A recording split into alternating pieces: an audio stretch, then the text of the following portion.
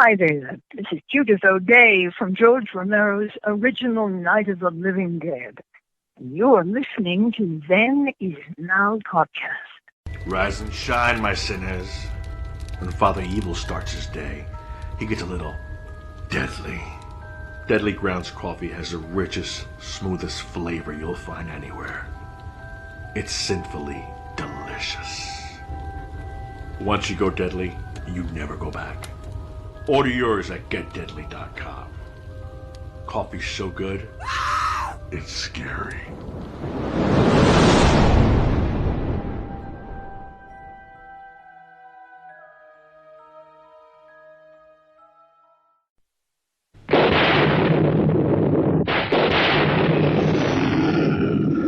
What kind of a sick school is this? Uh-oh, don't go!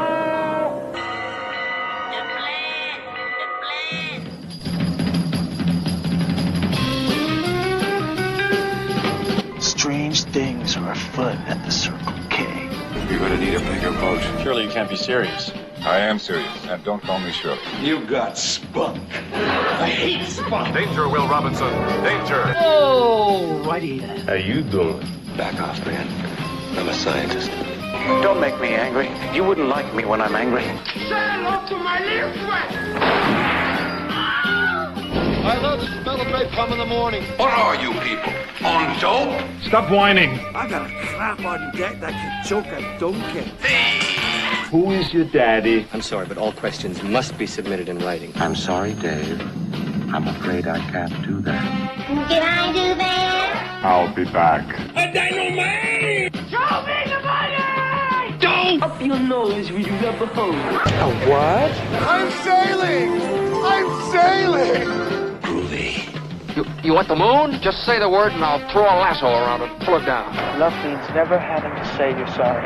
Is looking at you, kid. We got no food, we got no jobs, our pets' heads are falling off! Come to the coast and get together, have a few laughs. Hear that, Elizabeth?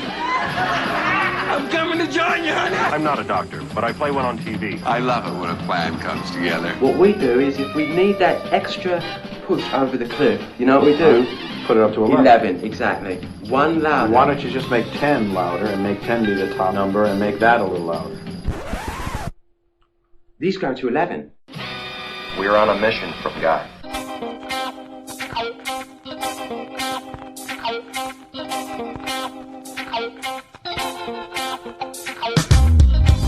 Hello and welcome to the 100th episode of Then Is Now podcast. I am your host, Re-Gor, and sadly, my co-host Chris could not be here for this monumental recording. It's time to wind up the Dr. Phibes Clockwork Wizards again. On July 5th, 1972, Dr. Phibes Rises Again, the sequel to the film The Abominable Dr. Phibes, was released in the U.S. It was not only directed once again by Robert Fuest, but the incomparable Vincent Price reprises his role as the sinister anti-hero Dr. Anton Phibes. Joining me for this 50th and 100th celebration are Damon and William Goldstein, who are no strangers to the show. William, of course, wrote the first Phibes film, and they're currently getting a third film off the ground. William has also novelized both films and written several Phibes novels, some of which are sequels and some of which are prequels to the first film. We're going to talk about their Dr. Phibes Facebook pages to celebrate the 50th anniversary of Dr. Phibes Rises Again. I will warn you that there are spoilers here for Dr. Phibes Rises Again, so if you haven't seen it, I highly recommend that you do so before listening to this episode.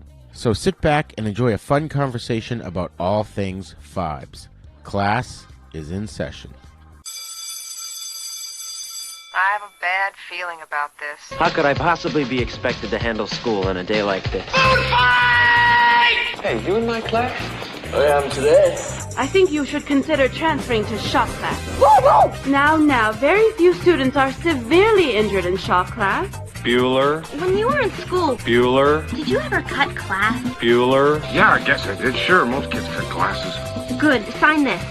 He's sick. I get so lonely when I hear that third attendance bell ring and all my kids are not here. 7 years of college down the drain. Fat, drunk, and stupid is no way to go through life, son. You lack discipline. As long as I'm here, there will be no grades or gold stars or demerits. We're gonna have recess all the time. Woo! Go, play, and have fun now! Well, folks, as I said at the top of the show, joining me once again today are Damon and William Goldstein. Glad to have you guys here again. Good, thank you, Roger. Re-Gor? Awesome, awesome. So I'm going to play the trailer for Dr. Phibes Rises Again here. For those of you who listen to the show only on YouTube, you may not hear it because of copyright issues. I'm not sure if that's going to be the case, but I just wanted to let the listeners know about that, just in case they're like, well, wait, where's the trailer?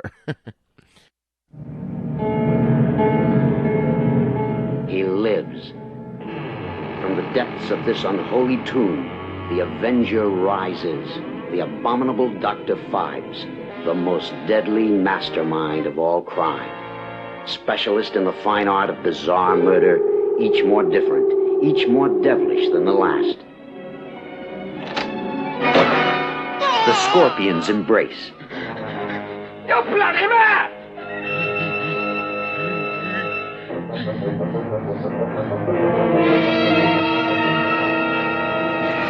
The eagles caress.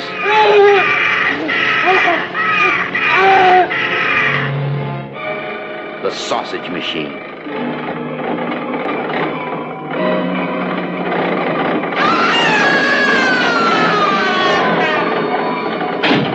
The one-hand persuader.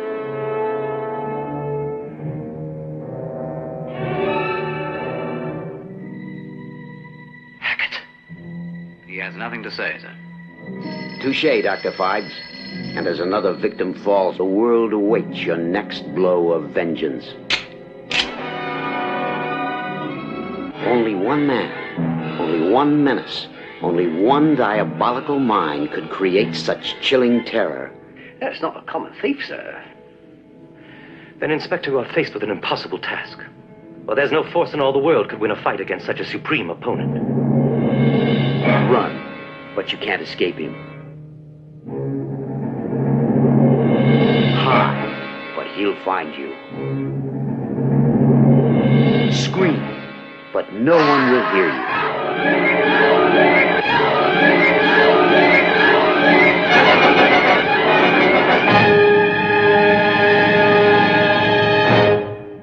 3 years after the events of the previous film, Dr. Anton Phibes emerges from suspended animation when the moon enters into an alignment with the planets, which last occurred 2,000 years ago.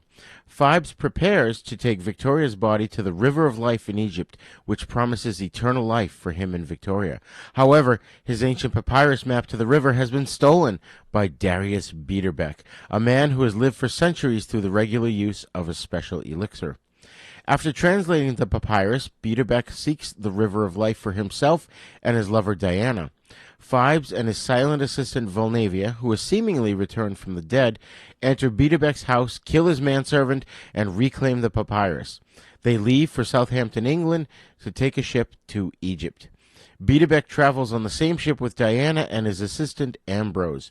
When Ambrose discovers Victoria's body stored in the hold, Phibes kills him. His body is stuffed in a giant bottle and thrown overboard.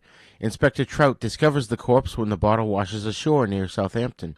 He and Superintendent Waverley question shipping agent Lombardo. Upon hearing the descriptions of Volnavia, an organ, and a clockwork band all being loaded aboard, they realize that Dr. Phibes is responsible. Trout and Waverley pursue Phibes to Egypt, catching up to Biederbeck's archaeological party near the mountain housing the hidden temple. Phibes, having set up residence inside the temple, hides Victoria's body in a secret compartment of an empty sarcophagus. He also finds the silver key that opens the gates to the River of Life. Phibes kills each of Biederbeck's men using methods inspired by Egyptian mythology. Biederbeck's team breaks into the temple and takes the sarcophagus and the key. Phibes uses a giant fan to simulate a windstorm and a giant screw press to crush the man guarding the sarcophagus. The sarcophagus is ultimately retrieved. Biederbeck's unmoved by the murders and insists on continuing. He sends Diana and Hackett, the last remaining team member, back to England. Hackett is lured from his truck by Phibes' clockwork men impersonating British troops. When he returns to the truck, Diana is gone, and he is sandblasted to death. His truck crashes into Biederbeck's tent. Realizing that Phibes must have taken Diana, Biedebeck confronts him. Phibes demands the key in exchange for Diana's life, claiming that when the gate is opened, the water will drain out of Diana's trap and flow through the gate. Unable to free her from Phibes' water trap, Biedebeck surrenders the key. Phibes unlocks the gate to the River of Life, boats Victoria's coffin through it, and summons Volnavia to join them on the other side. Biedebeck returns to the gate as it closes, pleading through the bars for Phibes to take him along. Phibes ignores him. Diana attempts to comfort Biedebeck, but he rapidly ages and dies. So that was an interesting sequel. I have to say, I actually, last week, what was really cool was I happened to catch it on Svengoolie. He played Dr. Phibes Rises Again, so I had a chance to watch it again and refresh myself. Well, he had done I think it was back-to-back weekends, Re-Gor, of both the original, the Dr. Phibes, the Abominable Dr. Phibes, and then followed it up with the sequel, Yes. Dr. Phibes Rises Again, for a double weekend, double feature type of thing. And I caught those as well. I certainly gave him a shout out and gave all our fans the heads up for it, and we got a lot of happy fans and thankful for sending out that link. So yes, in fact, I enjoyed it too. Nice. And it was funny because in his monologues about the show, about the film, he was saying that he didn't understand why Volnavia was back to life again. William, can you tell us about that? Because listeners of the show should know now what her story is. Well, let's go back to the basic premise about the fossil water under the pyramid. That's called the quaternary aquifer. That water is 3,000 years old, and it has not touched air in that length of time. So it's supposed to contain unusual and some say life-giving properties. It's been the source of inspiration and study and a lot of skullduggery ever since the exploration of Egypt began in the 18th and 19th century. Napoleon and his forces made a big push. The question then becomes, what is in it? What is in the water? Well, we're still analyzing it. One other fact, as far as Phibes and Victoria are concerned, we see at the end of the film, they're in this sarcophagus for two. And the question is, how does he survive? Because we see him in later stories in the books. How does he survive? And there's a real process. It's called peripheral nutrition. When we see him insert something into his vein, that's the nutrient that carries him 80 years forward into the current story. So those are details that any film buff or any fan or any watcher who's got any questions hanging around, people pick that up. And we've heard a lot from our fans about those two items. And in the subsequent books, I've attempted to answer them. In fact, I'm now working on book 7. And again, that question has come up. Nice. So no spoilers now, but that's as much as I would now. But my question was about Volnavia, not Victoria. She was his assistant in the first film and got melted by acid at the end of the film. And are you at liberty to tell us how she survived into the second film? Yes. She has an entire book devoted to her called Volnavia's Secret. Right. And I'll tell you the opening scene, which scares anyone who reads it. Phibes, she has been sent to St. Daffodil's Hospital for the Criminally Insane, where she is being kept under police guard. She's horribly scarred and is just hanging on. One dusk, we see a black trike crossing the moors. Phibes is on the trike, and he is headed for St. Daffodil's. He enters the building and rescues Volnavia. They ride off. This is typical Western gallantry. They ride off, scars flying, headed back to London. And as they're riding, he takes off his mask and she removes her mask, and we see both of their disfigured, mottled faces. And he's speaking to her, he's telling her how glad that she's back again, and he's going to take care of things. They pass a milkman on his cart, 2 horses, and the milkman sees this horrific image of these 2 ghastly faces and screams. Fast forward to back at the 5 Maldine Square mansion, where essentially Phibes rebuilds Volnavia into her original beauty. And one brief note about how he does that, because he's now perfected his technique of using the Charles Babbage difference engine. We can talk about that later. That's a real machine that does computations. The original computer, actually. Babbage was an English savant who worked in the mid-19th century. He uses that, and he uses stem cell techniques and surgical techniques that he learned when he was in the hospital at the Klingenstein Clinic in the Alps after his wreck. So he puts all these 3 together, and he uses what he learned from them to restore Volnavia to her great beauty and to build the Wizards and Sophie, all from what he learned going along. Now, why does he do that? This is the final thing. He does that because he needs his entourage to accompany him on his forever mission, namely to revivify Victoria, Regina, right, to relive the 6-month whirlwind courtship that they spread across the society mags of Europe. They were seen everywhere at the Crillon and the great night spots. There he was, a middle-aged civil servant and this young American beauty dancing the night away.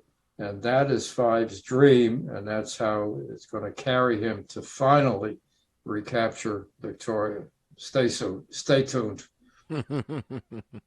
So correct me if I'm wrong, William, but you came up with the concept for Phibes through a series of dreams that you had, and you wrote the script for the first movie.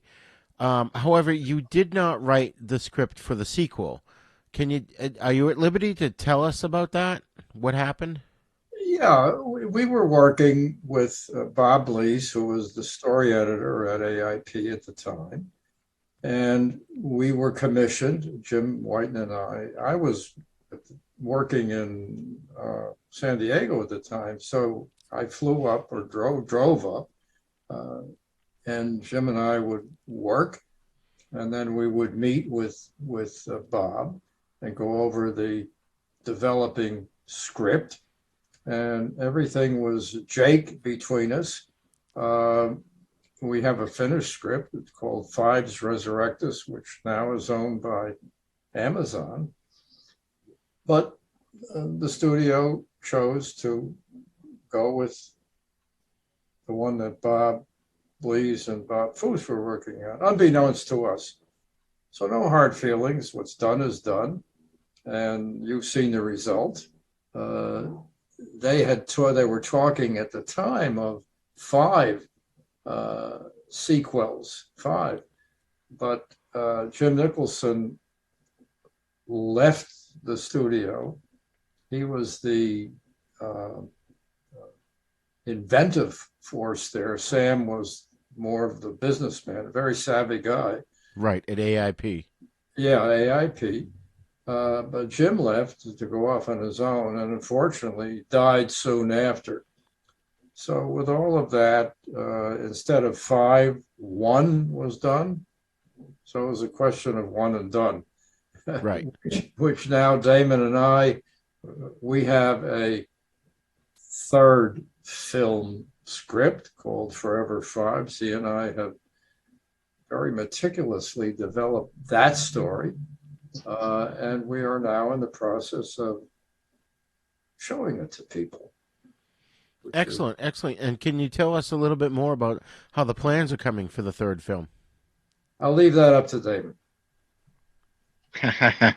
I'll segue real quick, Re-Gor, on from Phibes Rises Again, and just add one little note there that, like you caught, the viewers caught a screening of that on Svengoolie, and I saw a lot of feedback, and some was positive. They liked, and some even preferred the second one over the first, which I thought was a little surprising, simply for the fact that, the story we just heard my dad mention, where AIP essentially took their own option and had their own in-house script, and subsequently that's the film they made.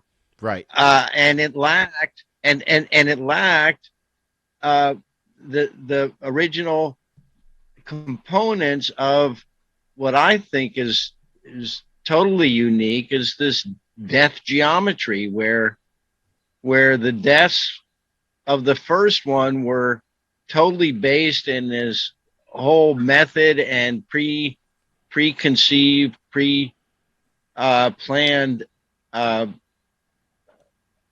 method that was based on the religious 10 plagues of Egypt from the Gatak. So there was a whole religious overlay, and that interpretation through the murders. Each murder was what I think made that film totally unique, on top of all the other components. Volnavia, where I'll make the segue. So she dies at the end of the first one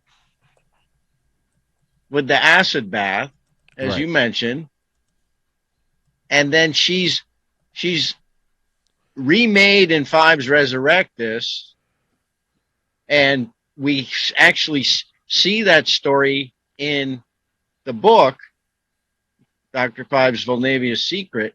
Right.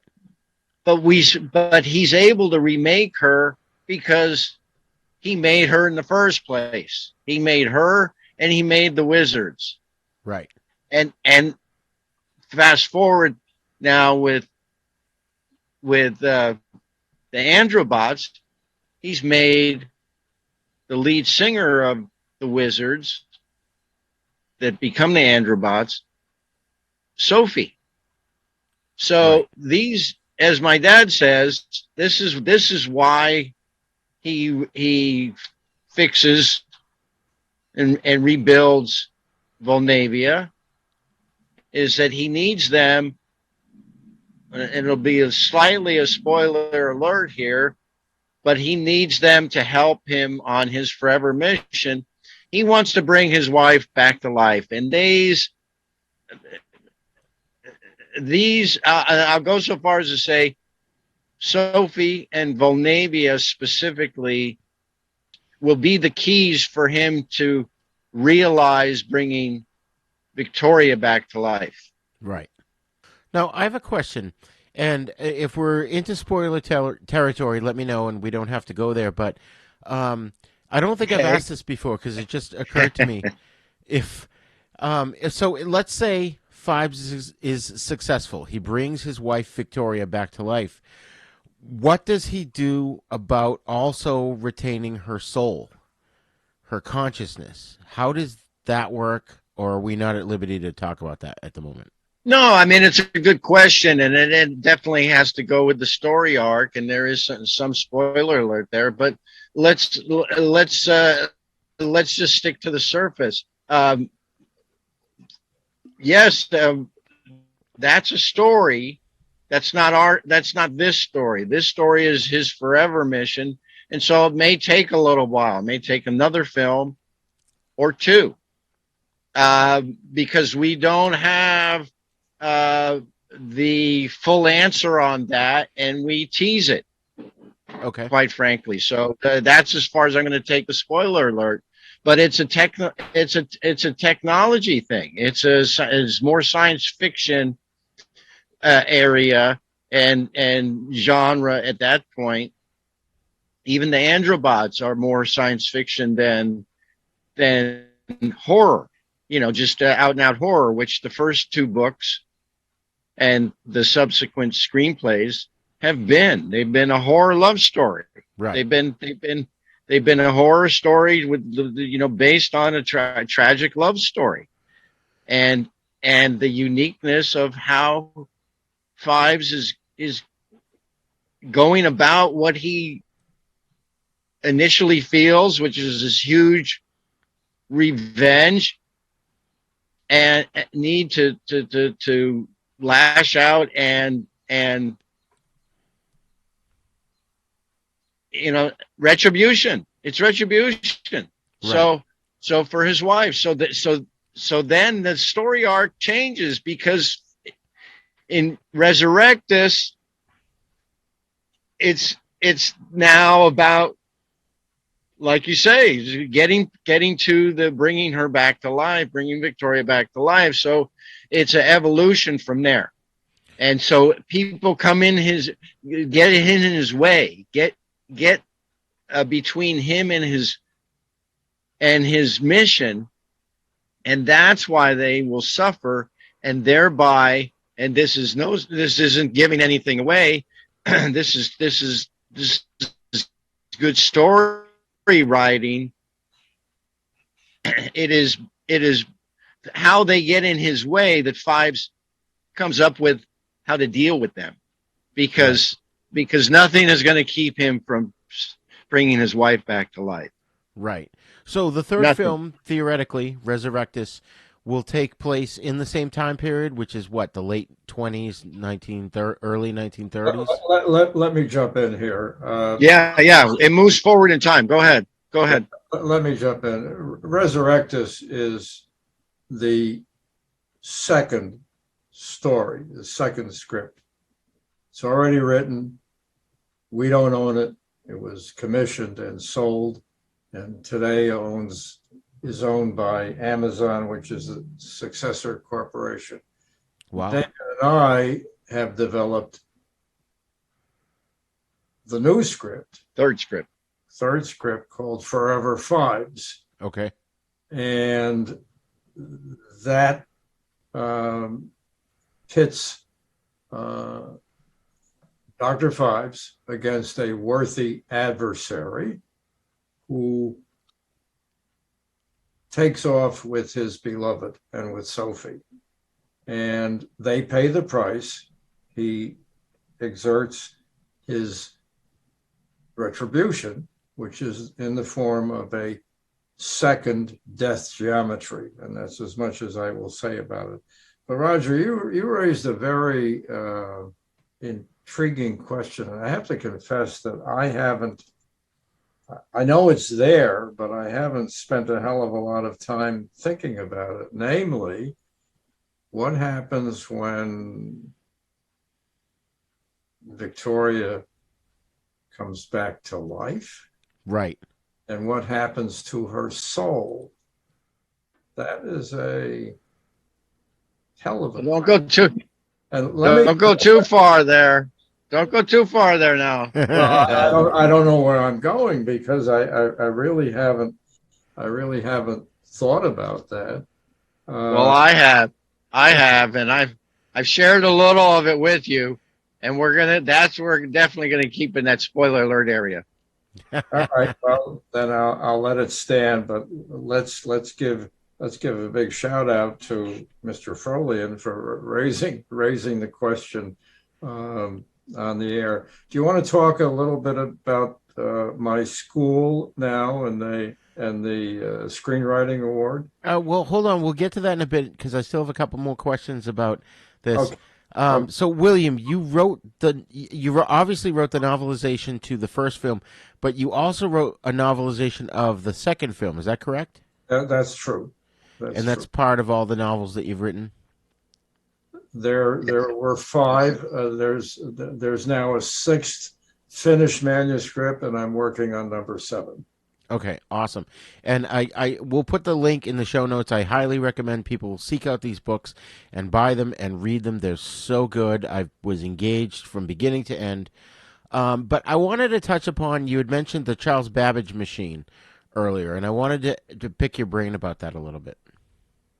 It's quite a guy. Yeah, he's quite a guy. He was active 1840s to 1870s. The original difference engine weighed 3 tons. He got a pretty hefty grant from Parliament to build it. He didn't finish it because there were flaws in the design. He corrected the flaws and didn't finish the work. He died before, but his work was carried on by his son and by some other assistants. The machine itself then was housed in the British Science Museum. And when it finally worked, it was able to produce accurate mathematical tables to 50 decimal places. Wow. 50 decimal places. A new engine was built in the 1990s, also works surprisingly accurate.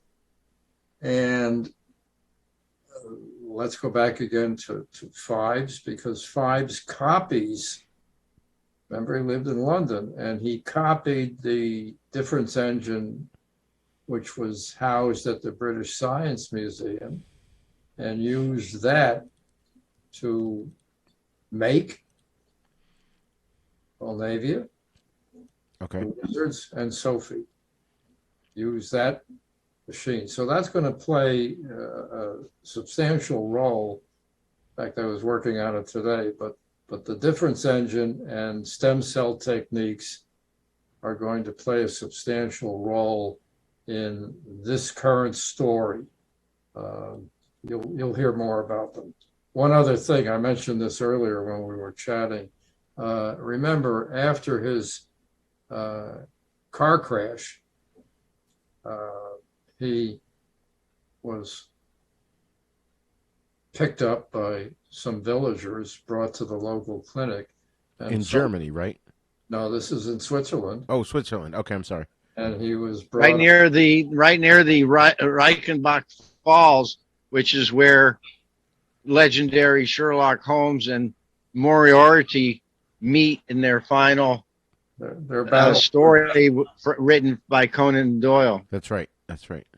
So the Klingenstein is across that narrow gorge, and one of the sounds that Phibes hears, he's in a room number 4 in that clinic. Sign on the door says Irgendein Unbekannte, which means unknown. He's unknown because he's so badly damaged. But what he can't speak anymore, but he still has his hearing. And one of the things he does hear and memorizes it is the clinking of the surgical instruments in the surgical pavilion, which is 1 floor removed from his room. So he picks up that technique, the difference engine, and stem cell treatment, and uses all those to build his entourage. That's amazing. That's so amazing. quite well. They don't call him a genius for nothing. Right. There's one line I think that sums it all up. Love reaches beyond the veil. I mean, that's why the Taj Mahal was built, and that's what happens when love ends too abruptly. With Phibes, that's his motto: love reaches beyond the veil, and that's what he plans, wants to do, and devotes all his energy to doing, bringing his wife back. Right. So can you guys tell us about what you've got planned for the celebration of the 50th anniversary of Dr. Phibes Rises Again? I'll leave that to Damon. Well, the main celebration for us is getting the shout out that it is now, in fact, his 50th anniversary for the second film as well. So it's a back-to-back celebration, and it's just inviting people to essentially share their favorite scene from the movies, their maybe possible memories from early, from early on when they first saw it. We find any of those fan moments, if you will, their personal moments with the films, the most enjoyable, because it's so interesting that so many people have some kind of memory, and he's instantly recognized, both within his genre and outside of it. He's pretty much a global character. He's known globally. Right.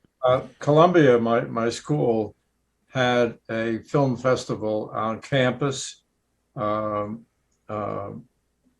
It ended this week, and the one in LA begins the first week in June, and both films are screened at the festival. So I have several events planned, and Phibes, the teacher, I'm working with two of the people. Jack Lechner is professor of script writing, and he has screened the films for he's got 72 students in his class, and Roberta Allred, who's the assistant dean of the Arts College, she's been very heavily involved in the planning of the events surrounding Dr. Phibes, and she helped work through the annual award that we have planned, the first one to be awarded next year, and every year subsequently for the script by a Columbia student in the Phibesian manner. Excellent. Excellent. And that's the announcement we were leading up to here on this show. Can you tell us a little bit more about what it's all about? Well, it's all about $10,000. That's what it's about. But that's the award that the script, and there may be a second and a third prize winner, in which case the award will be divided. But that prize will be given to the best screenplay in the Phibesian manner, a horror script, obviously, by a Columbia student. Some of the faculty, including Professor Lechner, are on the selection committee, and I'll be part of it, or Damon in my absence. But they're going to do that every year as long as it's funded. We expect it to be funded for quite a while. And again, it's there to stimulate. Let's pull back a minute. Horror, as you know, has a limited audience, but they're very dedicated. People who like horror, they have one thing in common: they like to be scared, and they like to scare other people. So if you understand that, you're halfway to developing your own story. Now we make a point that these scripts are not to be Phibes scripts. They're not to mention, and that's very important, right? For our business side, very important. but they're to be the Phibes in the Phibesian manner. So we would want the elements there, and it should also be a love story. You know the concept of comic relief. Yes. When you were a little kid, you went to the I don't know if you saw it more recently, but it scared the life out of me. Yeah. You're sitting there in the dark theater, and all of a sudden you nudge who's sitting with you, or you pinch yourself and you say, "It's only a movie." Right. But that's what scare is all about, and that will be the key deciding factor in picking the prize-winning script from this process. Columbia has been very welcoming. Well said. That's going to be great. That's going to be great. That's awesome. And one of the things we've talked about on this show and my other show, the video series that we do now called Fright Lounge, is the fact that a lot of horror has to do with what scares people in that moment, in that time period when the film was made. But something like Dr. Phibes, it sort of transcends time. It doesn't matter when you watch it. It's still terrifying, and the stuff that he does is terrifying. So I think that works very well. And and that's part of why the second one, I guess, gets this following. But it puts the viewer. Both films put the viewer in the moment of those deaths. Yes. And they were. That's why they were so utterly frightening. I mean, to have to imagine your head being squeezed and crushed inside this helmet mask, beautiful. But if you can't get it, you can't take it off. You're trapped. Your head is trapped. I can't. I mean, at least the unicorn catapulted across the street was instantaneous, and that guy, I mean, if he felt any pain, it was over before he could even think about it. But that head crushing was excruciating, to say the least. And so too the meat grinder death in Phibes Rises Again. So there was some ingenuity that the AIP was able to bring from the first one, but it was, to me, my opinion. It's just my opinion, and I'm biased. I'm gonna let's just say that. Let's just say it right away, because I am. But I too favor the first one. And so the second one for me was a little shallow. Was you didn't have the depth that the Abominable Dr. Phibes had, and that's why it didn't have the death, a meaningful death geometry. They were just kind of random, gruesome, but random murders, and death scenes. That's why I think it's going to be really interesting for this competition at Columbia. And my dad mentioned the fans, the genre is limited, but it's gotten so much bigger, even within the last 10 years. Oh yeah.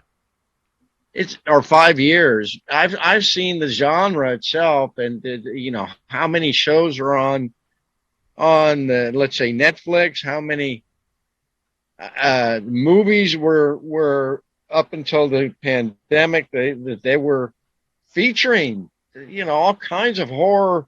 They brought the vampires back, werewolves back, and and even movies like Get Out sort of speak to people today and scares them. Right. No, just the trailer. I didn't watch that movie because of the trailer. The trailer scared the heck out of me. Yeah, it's terrifying. So at the very top of the show, I did a little preamble before you guys came on, and I mentioned that Phibes was an anti-hero. I called him a sinister anti-hero. Would you consider him that? Because personally, I don't see him as the villain of the piece in the same way that I don't see Jigsaw as the villain of the Saw movies. He's more of an anti-hero.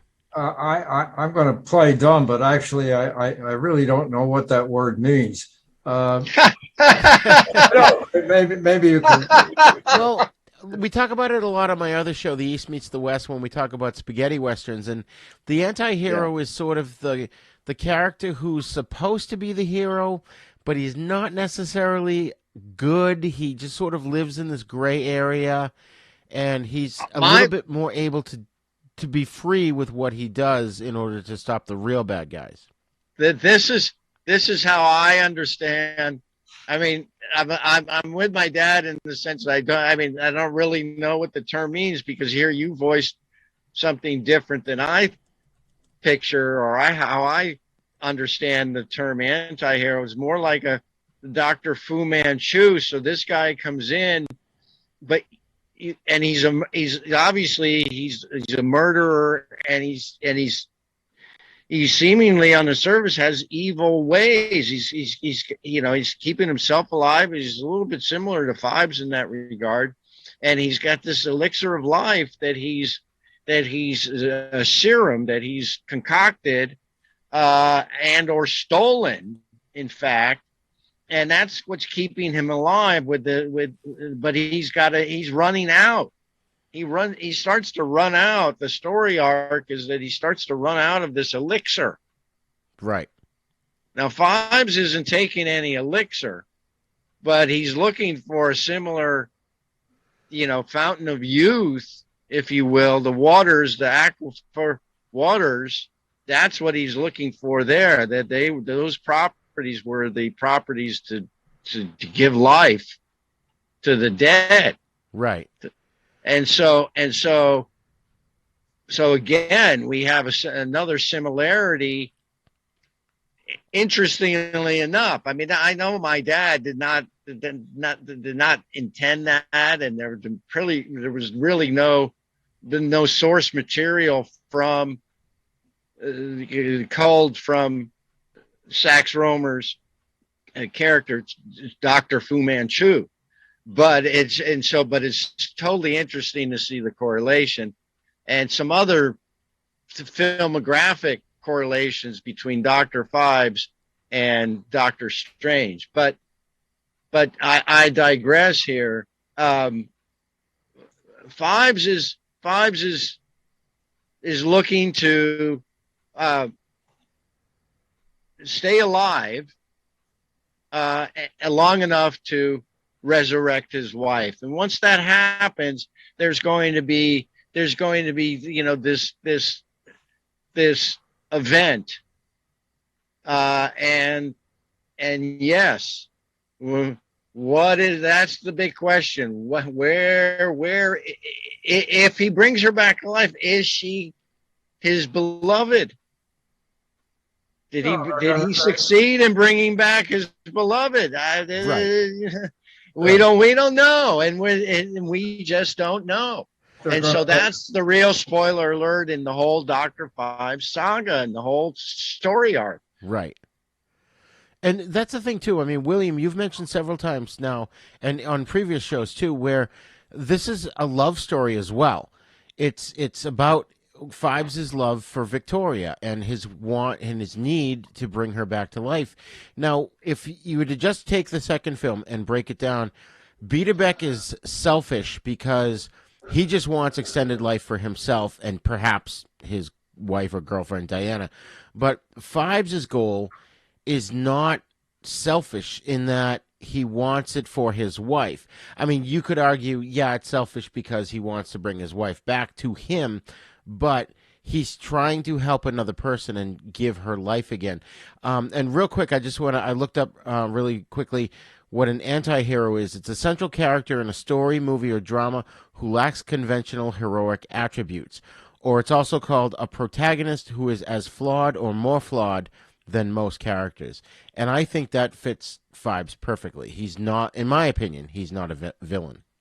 Yeah, well, that definition doesn't touch on the fact that the fans watching the movie or reading the book about this supposed anti-hero that they're rooting for otherwise would be a murderer, someone who's killing people, and they're going to those extreme lengths to maybe the benefit of someone else, but that is where it gets put up and it becomes this altruistic and let's say there's your ultimate theme, right? You're willing to go to the depths of ultimate revenge, committing murder to save and or resurrect your wife, your beloved.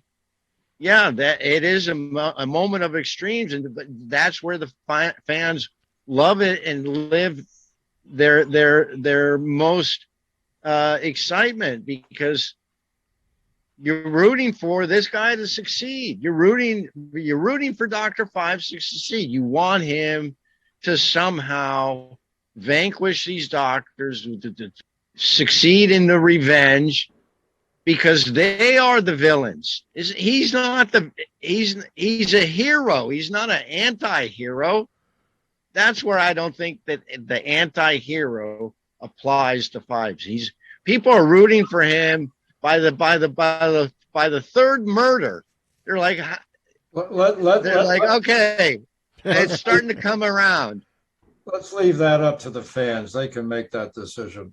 Right. Right. Well, that's why I'm rooting for him. I want him to succeed. I'm it's pretty clear that these doctors, whatever list of them is to blame. Yes. And they were negligent. So you pay the price. Failure costs a great deal. We're running out of time. Right. So your I'm sorry, your award is called the annual William Goldstein / Dr. Phibes Award for Screenwriting Competition at Columbia University School of the Arts. So that is just for students at Columbia, correct? Any of the schools in Columbia, like any big university has several schools, but it's open to any current student of any one of the Columbia schools. Yes. Nice. Awesome. So thank you guys so much for coming back on the show. I know, Damon, you've sent me a lot of links that I will post in the show notes. We've got such, of course, I don't have them right in front of me right now, but you've got a lot of Facebook pages. I don't know if you want to mention them, but we will definitely put them all in the show notes. So I think people should not only visit them, but, purchase the books, read about Phibes and the prequels and the sequels, and also get into the debate about whether or not Dr. Phibes is an anti-hero or if he's just a hero. I love that. I love that debate. That's a great debate because we just heard three definitions and all different. Every one of them is different. Right. And this is from, we got the creator of the character, we got the son, Meek, we got a huge fan, Roger Re-Gor, and those are no small experience as far as knowing what they're looking at and what an anti or good horror film is. You'll be up all over our pages, Roger. Awesome.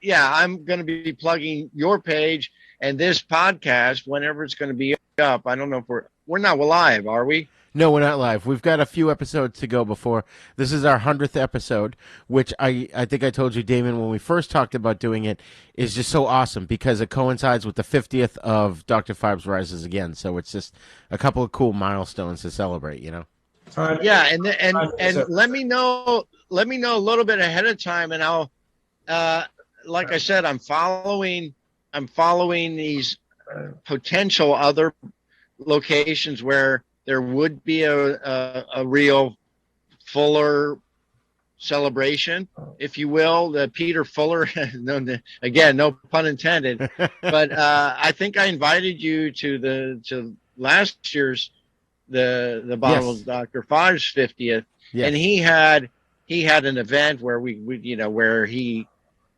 had invited Carolyn Monroe, Victoria Phibes, onto the show. She's still alive, and she's been a great component of these celebrations, and I know she's up for it again. So I imagine that Peter has something planned. I just haven't heard exactly what yet. Right. It's not until July. So July 5th was the release date of Dr. Phibes Rises Again. Yes, in so 1972. that's right, 1972 exactly. And so and that's the U.S. release date. So the local as opposed to overseas. So the domestic, right? So the domestic release was here in July 72.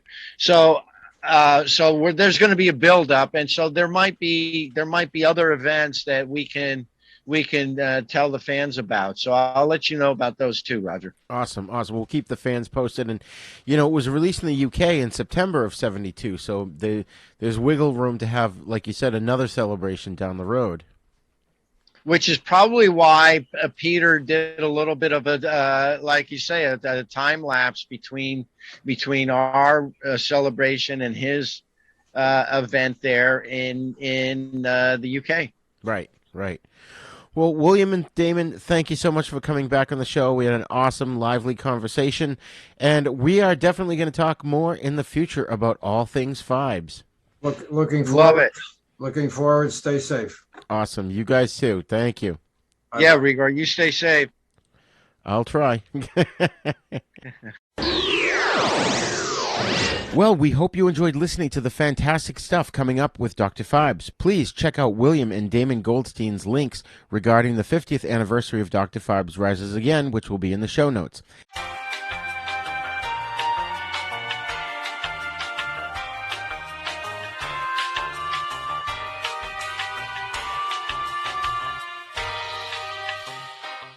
So if you don't already know, we've started up a new monthly live streaming show. Bill Van Ryn from Groovy Doom and the Drive-In Asylum Double Feature and I have teamed up to host a streaming video show called Fright Lounge, in which we discuss all horror media. If you're unsure if you want to get into horror or you're a seasoned horror fan, this is the show for you. You can check out the details at our website, havenpodcasts.com, and the Fright Lounge link is on the right. Fright Lounge also has a Facebook page at facebook.com/Fright Lounge, which will keep you up to date on all our broadcasting dates and times. We'll be live on Facebook and YouTube once a month. And I just wanted to remind you that Patreon, it's the place to go when you want to support artists. We've got some great stuff going on at our Patreon page, including our exclusive filmmaker series, where we talk to writers, directors, producers, basically anybody behind the scenes in film and television. So please be sure to check out the Patreon link on our website and help support your favorite pop culture show. It's only $3, which is the same price as a cup of coffee. And when you sign up, you'll be entered into a monthly contest to win Sean Kanan's book, Way of the Cobra. Now, for those of you who don't know, Sean was the villain Mike Barnes in Karate Kid 3, as well as AJ Quartermain on General Hospital, Deacon Sharp on The Bold and the Beautiful, and tons of other roles. It's a great deal, so check it out. And while you're on our site, please click on the TeePublic link to get some fun merch. We've got our new class, well, it's not that new anymore, but we've got our Classes in Session design up, so grab them now because new designs are coming soon. We also want your feedback, so please email us at thenisnow42@gmail.com. You can also join in the conversation at our Facebook Then Is Now podcast group. Then Is Now podcast is a proud member of the Dorkening Podcast Network, so please be sure to check out the other great shows there at the dorkeningpodcastnetwork.com. Also on our website at havenpodcasts.com is our sister show, The East Meets the West, in which we discuss Shaw Brothers films and spaghetti western movies. And Then Is Now is on YouTube, so please visit youtube.com/user/UncleDeath1 to get the latest videos as well as other fun videos. Please subscribe to our YouTube page and hit that little bell so you get the notifications when we put new stuff out. And also share it with your friends and get them to subscribe as well. And lastly, please, if you could go to wherever you download your podcast from and leave us a great review, that will help other listeners to find us. It'll bump us up in the algorithms, and when people are searching for something to listen to, it'll bump us up the list. So please, 5-star reviews would be ideal, but any reviews you can give us would be great. You can find us on all the podcasting apps, especially the big three, iTunes, Spotify, and Stitcher. Class dismissed. The Is Now podcast is intended for entertainment, educational, and informational purposes only. Sounds, music, and clips played during this podcast are the property of their copyright holders. All original content is copyright Jupiter Media.